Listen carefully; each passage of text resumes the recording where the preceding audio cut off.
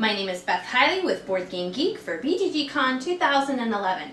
This is a rules explanation video of Tournay, which is the American pronunciation. Check BGG for the official French pronunciation, which is published by Pro Games. To start us off, here's a setup for a pretty typical game. I've stacked all the event cards in a pile and then I've laid out 3 along the top. I've also sorted all of the colored cards and arranged them into rows based on their number, 3, 2, and 1. Then you just create stockpiles for all the other pieces, and then each individual player is going to have a plaza card with a matching disc, 2 citizens of each color, and they're going to start the game with 6 money. Now the start player also gets this little number 1 token. That's going to stay with them for the entire game. It's basically just helps you determine at the very end of the game, everyone needs an equal number of turns. So you would always cycle back to whoever was the start player when you're finishing up the very end of the game. And now you're pretty much ready to go.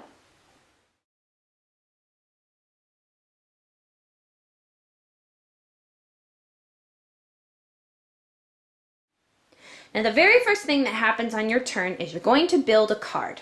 Now at the start of the game, you will have no cards. So I'll say it again because it's really important. You do not start the game with any cards. So you're not going to be building any cards from your hand for the very first turn of the game. As the game progresses, this part is also optional, so you don't have to build a card that you do have in your hand, because you may want to hold it back and play it at a most strategic moment. But if you do have a card that you would like to play, you're going to play it in your district. Now I've laid out just a regular playing cards here. This is what your district is going to look like if it was complete. It's going to be forming a 3x3 square. Now for your very first card, you could put this card basically anywhere in your district. I've just placed it in the center here since I have no other cards as a reference. As you build other cards though, they're going to have to come in and be built orthogonally to other cards that you've built before. So you can never go beyond this 3x3 square shape. Alright, now when you decide to build a card from your hand, you're going to put it out in your district. Again, this first card could be in any position of these 9 spaces. You're going to pay the cost. Now this card has a number 1 pictured, so I'm going to pay 1 denier, or 1 money, to the bank. And then this is how many victory points it's going to be worth at the end of the game, which this one unfortunately is 0. Now as I get closer to the end of the game, I might find that I've filled up all these other spots. You can build over other cards. That's totally acceptable. If it's the same color, you get to keep the old card that was underneath. And in fact, you get victory points for both the card on top and any cards underneath. However, if you are replacing it with a card of a different color, so I'm putting in a white card where once I had a yellow, then those yellows would be destroyed and the white comes in its place. So that's something to keep in mind, that then it's as if those yellow cards never existed. Now there's 2 different kinds of cards. There are people, as you can see that I've got a white person card here. There are buildings, which are denoted by a picture of a building, shocker. And then there are prestige buildings, which only come in on those level 3 cards. And they always have sort of this fancy background. Now there's an icon for each of those. They are in your player aid, but we'll kind of zoom in on them as we do the explanation. But generally it's a shape of a head when referring to a person card, the shape of a house when referring to a building, and the shape of kind of a castle-y thing when referring to a prestige card.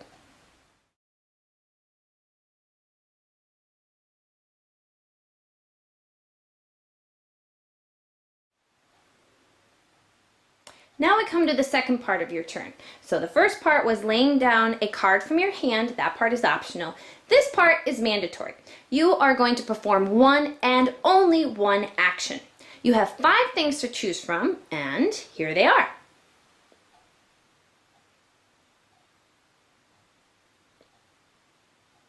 Now starting with the first action that you can do, which is drawing a card.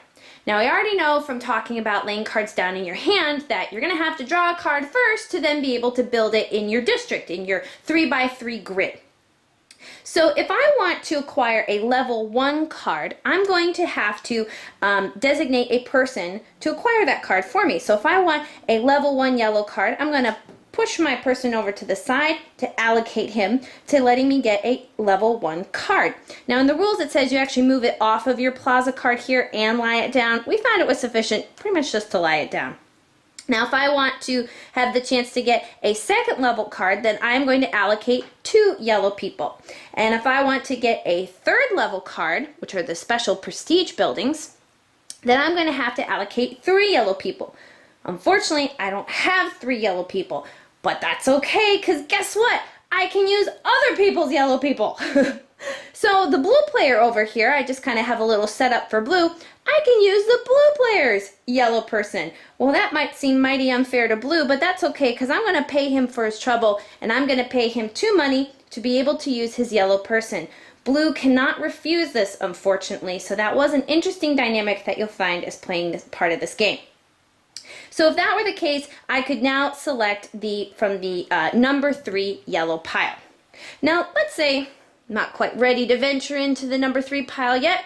Let's say I want to get a number 1 card. I'm going to allocate 1 yellow guy, and I'm going to select a level 1 card.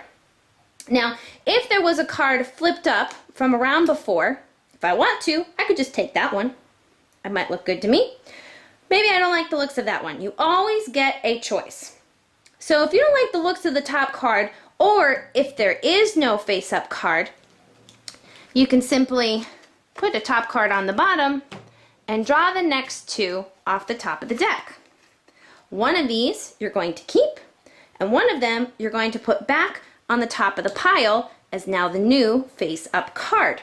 And this will now go into my hand to get built at the start of some future turn.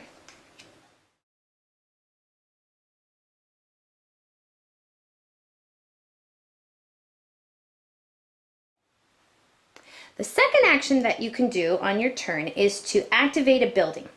Now let's say I have these 2 cards built in my district, in my 3x3 grid here. I have 1 person card and 1 building card. They're both white. Now we've talked about that there's 3 different kinds of cards. There's people, there's buildings, and then there's these special prestige buildings that are only in the level 3 piles of each of the 3 colors. We're talking about just the regular buildings.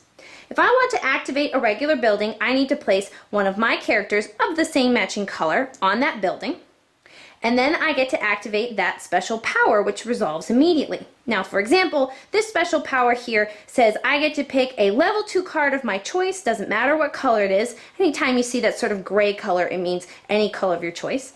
So a level 2 card, and I get to take it into my hand. Now, luckily, let's say I didn't have any white citizens available this turn. That's okay, I could still buy my neighbors. I have to pay 2 money, just like I did before, and then I just put out one of these little tokens to show that this card has been activated. I'm not actually going to pull my neighbor's pawn over to my board, although I am going to flip their little wooden meeple down on their side to show that it has done something, and I just put this little placeholder over here on my board. Now, people cards will never get wooden meeples on them. They are activated when some other card in the same row or column meets a particular condition. So my prior here is activated when a white building card in the same row or column is activated by placing a person on it. Well, guess what? I just did that. So what do I get? I get 2 money. Now, it doesn't matter if these cards are adjacent or not. They just have to be in the same row or column. So I would still get that prior bonus if my city was designed like this. Now, once a building is activated, this pawn, or wooden meeple, if that was the case, is going to stay there and basically get in the way until I decide to clear out my city.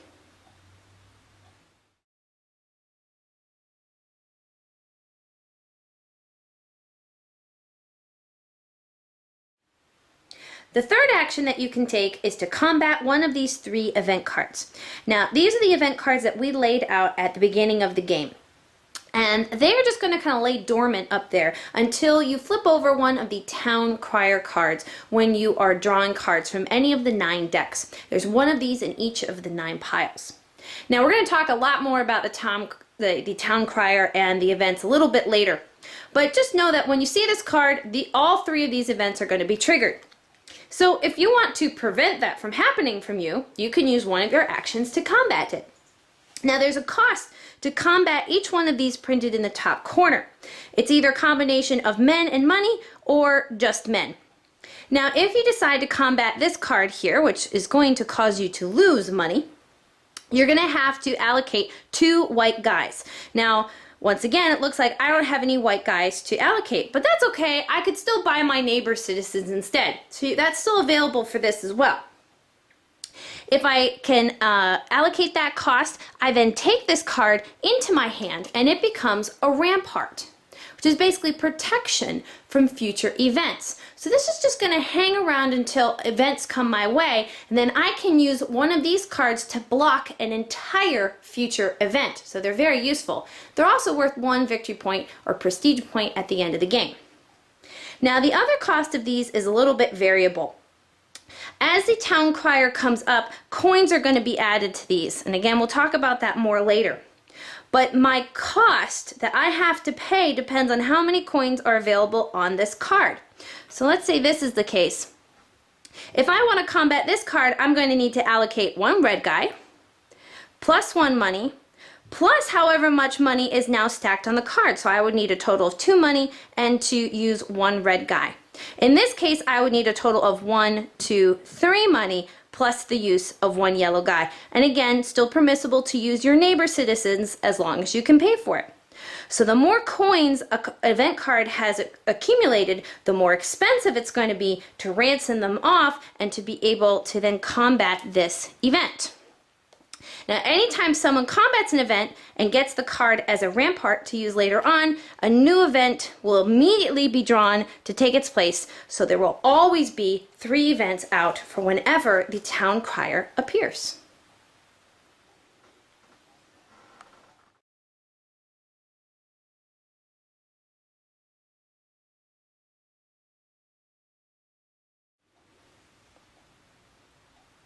The 4th thing that you can do is to gather money by using your citizens. This is kind of a last ditch effort to get some money. So for each citizen of the same color that I lay down, I'm going to get 2 money each. So if I lay down both of those white guys, then I'm going to get 4 money. It's not the most recommended way to get money perhaps, but it definitely helps you out in a pinch if you're absolutely desperate to get some cash flowing.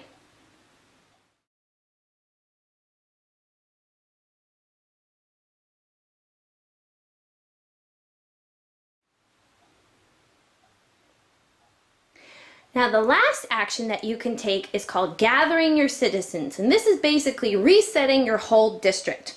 So any of my characters that had been allocated and are now lying down and taking a nap are now going to be stood upright and are now available for me, whoops, or any other player to use to trigger more actions. If I had any tokens that I had put down as little activation markers, those go away. Any guys who are out activating buildings comes away. And if I had accumulated any damage tokens, those are from those 3 events at the top of the board, which we'll still talk about a little bit later. If I had accrued any damage, those also go away. And just to note that these damage tokens just happen to be the reverse side of the activation markers. So everything resets. And now my district is fresh and clean and ready to go again with all of its resources available. So now these buildings could be activated again, because you can never have more than 1 person on a building at a time. So I'm going to have to refresh and gather everyone back to the plaza to be able to use these again.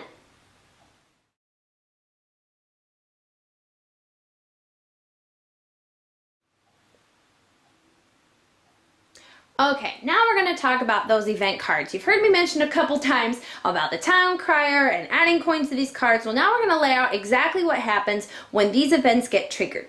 Now, anytime you go fishing in any one of these 9 piles, you may run across one of the town criers. So let's say through maybe a building power, I got to go pull a level 1 card for free. Well, fantastic, but there's the town crier.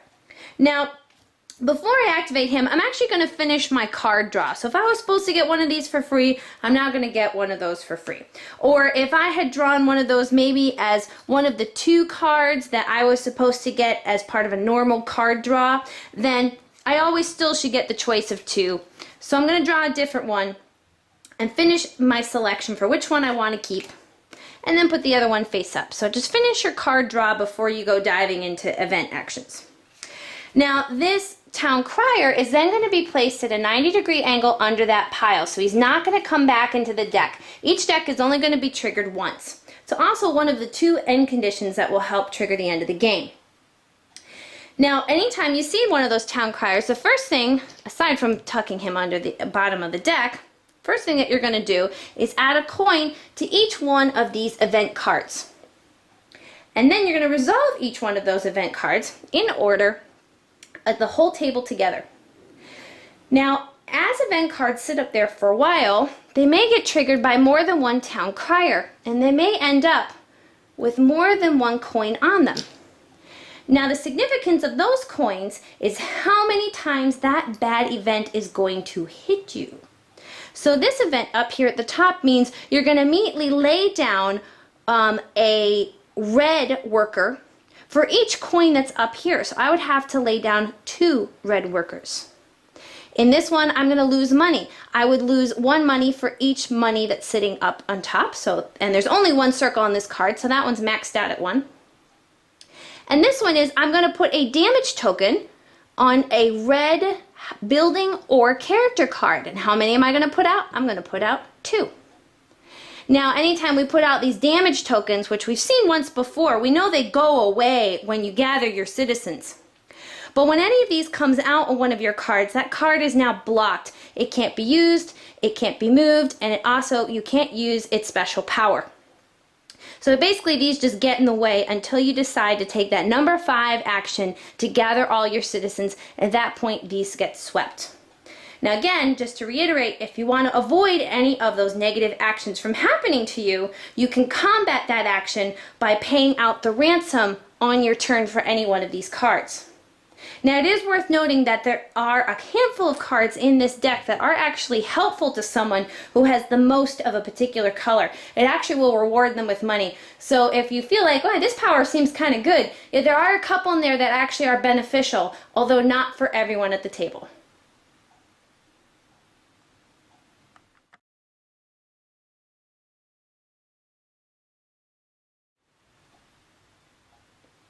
Now the end of the game is triggered between 2 different conditions. It could be one or it could be both. Now play is going to continue where you're going to be optionally building a card from your hand, and then you must play at least 1 action of the 5 that we already discussed. That's going to continue going around and around and around. And here are the 2 conditions that would trigger that end condition. First, we're going to look to see of the people who have a completed board, so have all 9 spaces filled up. And if at least 2 of those are prestige buildings, so things from that level 3 pile. If 2 people achieve that, that alone would trigger the end of the game, which we're going to talk about what the end game looks like in a moment. Now, if 1 person has achieved a full board with at least 2 prestige cards in it, and a lot of town criers are out and have been activated from their piles already, and that specific number is 1 more than the number of players. So in a 4-player game, if 5 town criers have already been revealed, then the combination of those 2 things, 1 person having a full board with 2 special cards and a lot of town criers out, would also trigger the end of the game. So once condition 1 or condition 2 have been met to trigger the end of the game, everyone's going to get 1 more turn. Now, basically what we do is every time it loops back to the start player's turn, we're going to check to see if those conditions have been met. So everyone should get an equal number of turns in this game. When we check in, when we come to the start player's turn and the end conditions have been met, everyone's going to get 1 more complete and totally normal turn. Now, after that last and final normal turn, when we get back here to the start player's turn, then everyone is going to do a sudden death bonus build. So if anyone had a card that they still wanted to build that is in their hand, then this is going to be their last chance to build it. So everyone's going to have a card face down. They will literally just play it face down on the table, and then everyone will reveal it simultaneously and build it immediately into their district, of course paying the appropriate cost depending on the card. So you get this 1 last chance to do a build, but it's revealed simultaneously. And at that point, then we go into scoring.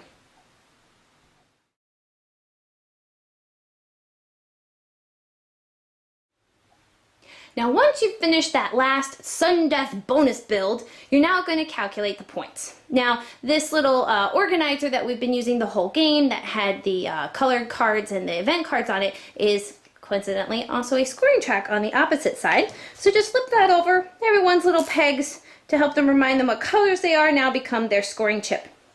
Now we found in playing this here at the house that the easiest thing to do is for everyone to add up their own level 1 and level 2 cards. So just adding up mine here, I have 1, 2, 3, 4, 5, 6. That's it. So I would give myself 6 points. Likewise, our other 3 players would also add in the points just for their level 1 and the level 2 buildings.